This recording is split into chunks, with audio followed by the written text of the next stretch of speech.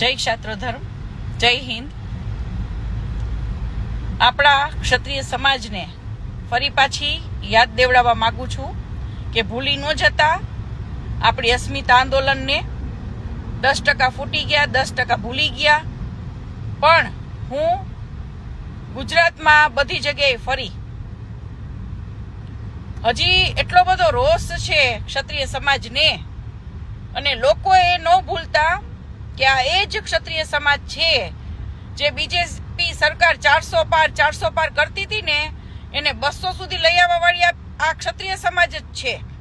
તો ક્ષત્રિય સમાજને જો રજવાડા દેતા આવડે છે ને તો રજવાડા લેતા પણ આવડે છે. એટલે આપણા ક્ષત્રિય સમાજને ખાસ કે એક ક્ષત્રિય સમાજનો વોટ બીજેપીમાં ન પડવો જોઈએ. આ બીજેપી સરકારને ધૂળ ચાટતી કરી દેવાની છે.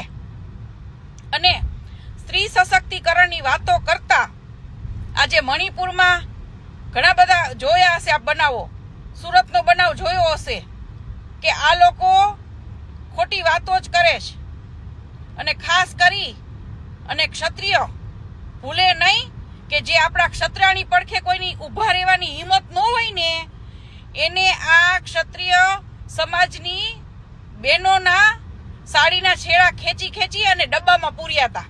એ ભૂલી ન જતા જો અસલ ક્ષત્રિય હોય ને તો, અને બીજેપીને વોટ ન કરતા. જય માતાજી.